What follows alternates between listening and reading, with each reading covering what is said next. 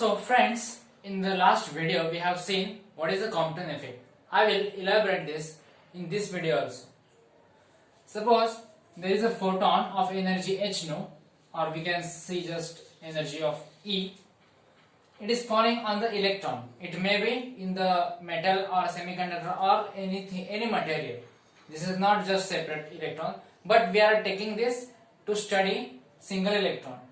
So we assume that it is at rest. So if it is at rest, then its velocity is 0. If its velocity is 0, its kinetic energy is also 0. So what happens when photon falls on the electron?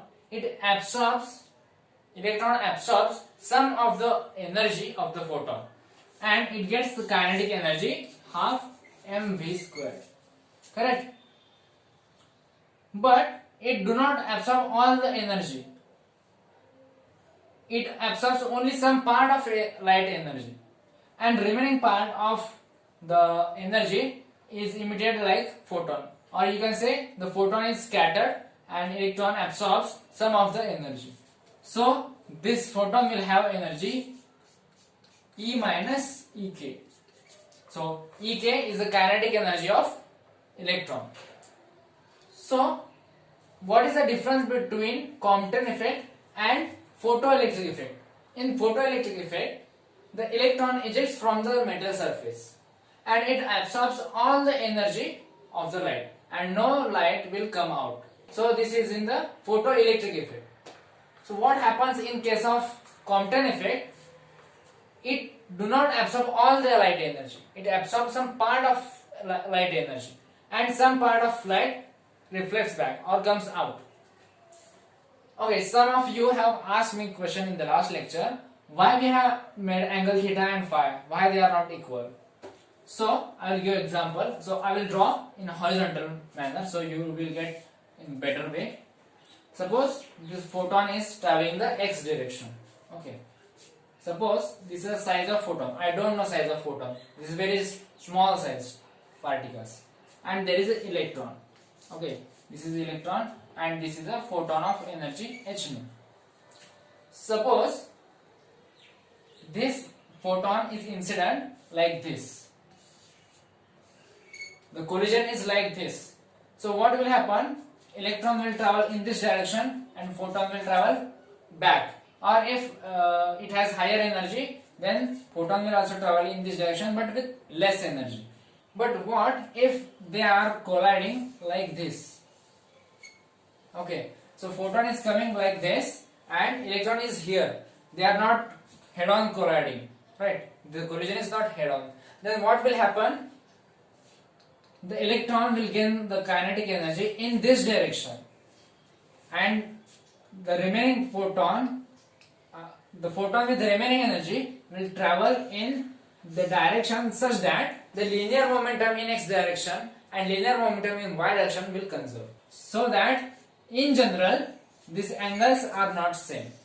I don't know how much energy will this take. So according to how much amount of energy this electron is going to absorb, the angle will be changed. Why it will change?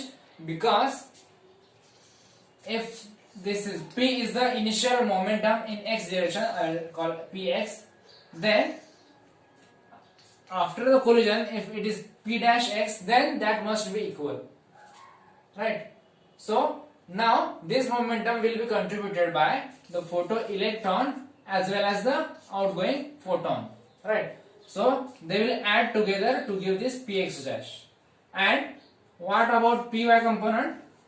The linear momentum component will be subtracted, because initially there is no component of linear momentum along y-axis. So let P be the initial momentum of the light or photon.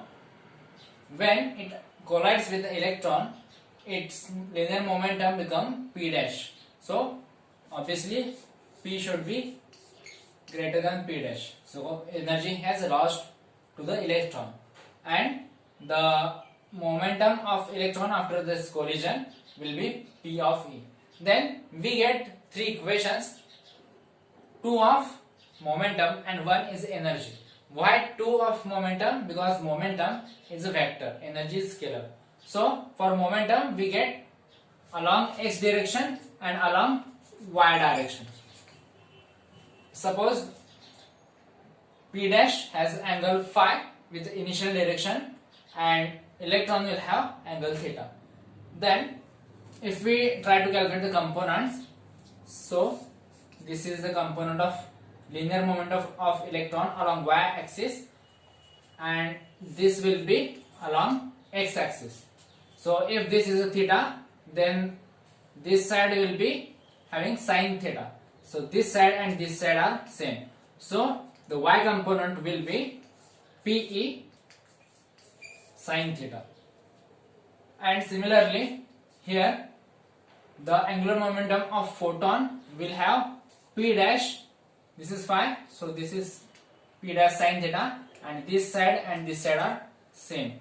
So this will be P dash sine phi. So one equation we will get, these are opposite, but its magnitude should be 0 because there is no initial momentum along y axis.